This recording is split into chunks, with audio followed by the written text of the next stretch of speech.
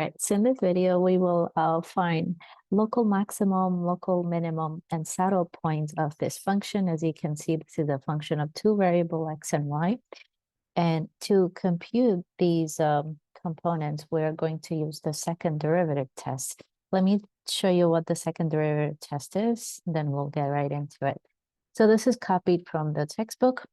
We often use this to find the local maximum and local minimum and saddle points because it's one of the ways that you can find, and it's very efficient.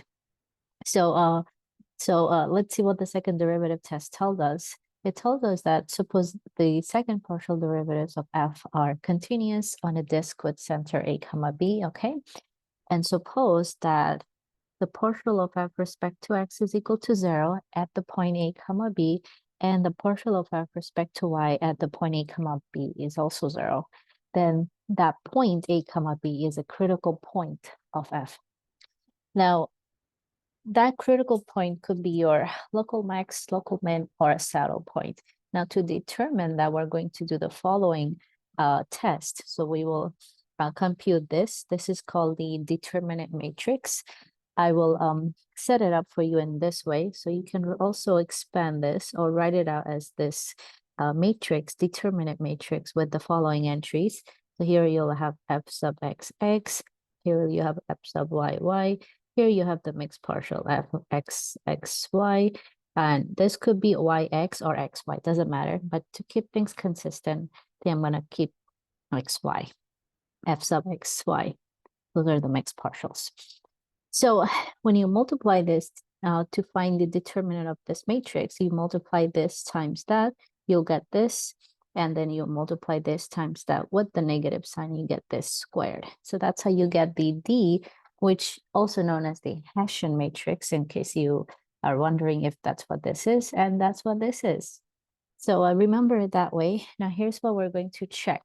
If D is positive, so those are the first two conditions. If this determinant matrix gives us a positive value, and first condition, if f sub xx is bigger than 0, then this is a local minimum. And then we can also say if D is bigger than 0, but f sub x is less than 0, then we have a local maximum. Now, you don't necessarily have to look at f sub xx. You can look at f sub yy. Either of those are fine. Now, the last condition we have on our statement is for the saddle point. If D is negative, then of course this is a saddle point immediately. There's no need to do anything else. All right, so this is the quick way to find local max, local min, and saddle points.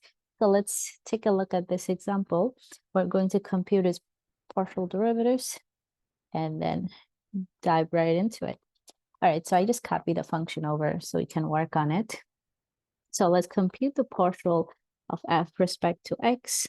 That is going to be holding y as a constant. So you'll differentiate this and that. These are going to be 0. So you'll have 4x minus 8y, and then we're going to set it to 0. So this will give you, because we're looking for critical points. So I should also write that out for you. So first step you want to do is find critical points, CP. All right, so I set it to 0, and then I'm going to get 4x is equal to 8y. Divide both sides by 4, x is equal to 2y. All right, so let's hold on to that. Now let's go ahead and take the partial of f respect to y. So now x is held as a constant, so this is 0. Differentiate this, this, and that. So that will give us negative 8x plus 4y cubed using the power rule of differentiation minus 12y squared. And then we set it to 0. Now, as I set this to 0, I'm also going to solve for y. That's actually the idea. So I'm going to take this and substitute it right here. So I have everything in terms of y. So let me go ahead and make that change.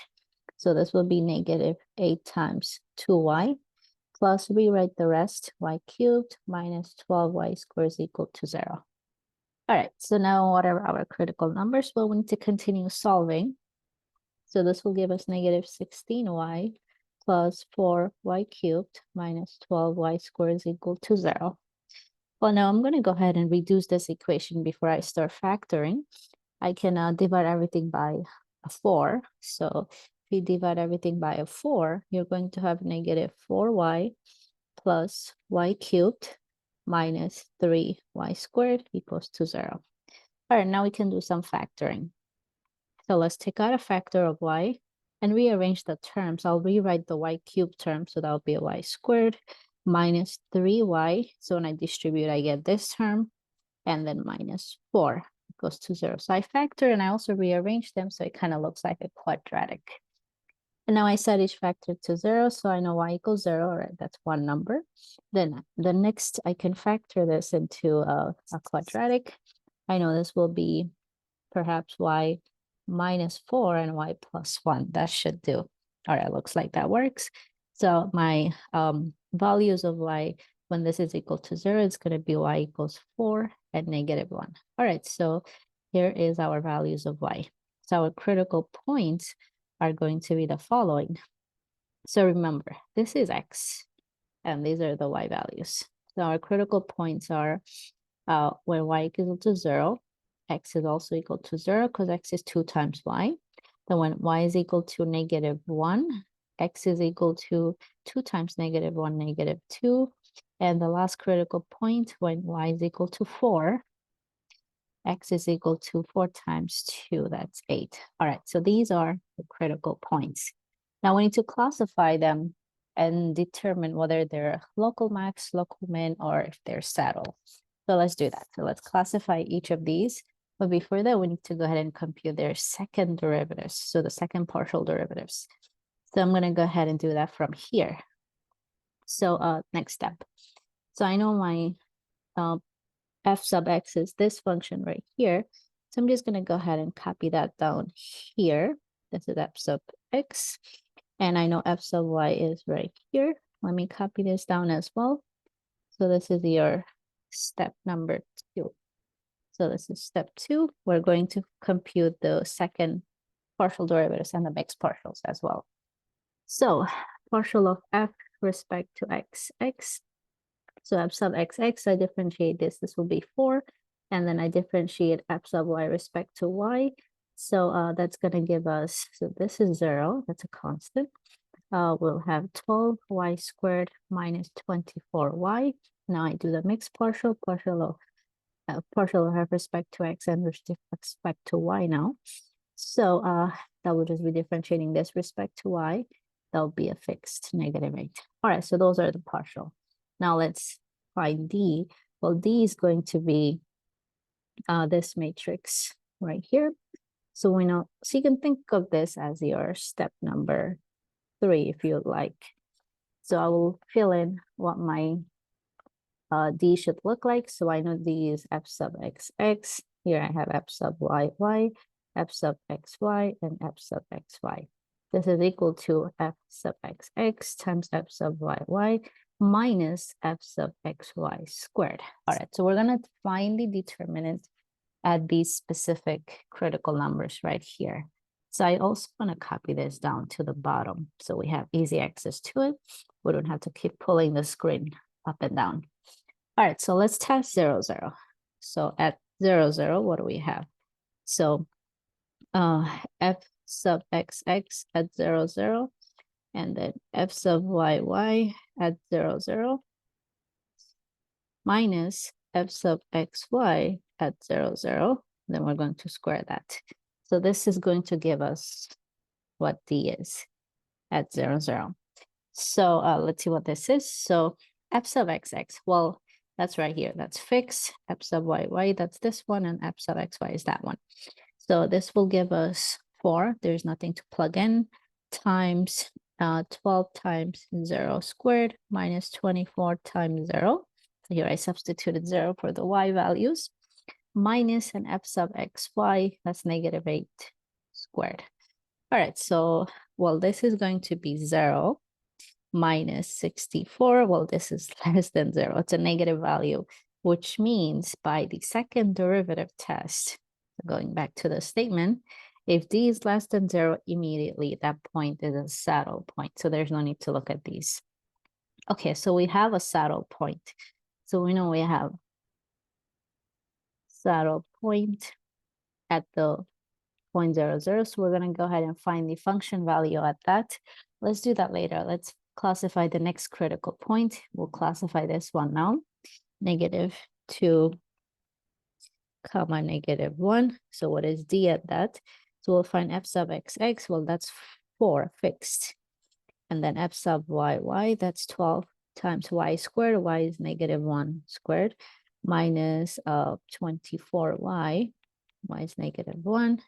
And then minus f sub xy, that's always fixed in this problem. That is that. All right, so the only change I had to substitute the y value here because that was my f sub yy. Okay, so what will this give us? Let's see. So a little calculation. I want to know if this will result a positive number or negative number. So we have 4 times 12 plus 24 minus 64. And this seems like a positive number. So this is a positive number, bigger than 0. All right, now we need to check. So we know d we get bigger than 0. Now let's check f sub xx. Well, that is 4, always, for this problem. This is also bigger than 0. So that would mean that by the second derivative test, going back one more time up, if f sub xx is bigger than 0, d is bigger than 0, this is a local minimum. All right, so first statement is satisfied. Okay, so this will imply that we have a local minimum at the point -2, -1. We're going to find the value by plugging this into the original. All right, one more to go. At the point 8, 4. I think that was the next critical point right here. This is the next one. So we'll do the same thing. So f sub d, let's find d. F sub xx, that was 4. F sub yy, well, that was 12 times y squared. Here y is 4 squared minus 24 times y, that's 4 minus -8 squared. All right, so this is 4 times, all right, a little calculation to do. 192 minus 96 minus 64. This is definitely positive. So again, we have d is bigger than 0. And we also know f sub xx, that is 4 bigger than 0. So same conclusion as above. This is a local minimum. So if for instance, if this was less than 0 and we know this is bigger than 0, this will become a local maximum. So just keep that in mind. It could happen. We just didn't have to. We didn't have it in this problem. So we have 2 local minimum and 1 saddle point. So that's this one, and this one. Now let's find their values. So we want to know what is the z value at these points. We'll plug it back into the original. So this is kind of like the last step. So copy this function again, just scroll it down to the bottom and find these z values. All right, here you go. So let's find these z values. So f of 0, 0 is going to be, if you plug in x and y equals 0, you'll have 0. So we have a saddle right here. Then the next point we had was -2, -1. So we want to find f of -2, -1.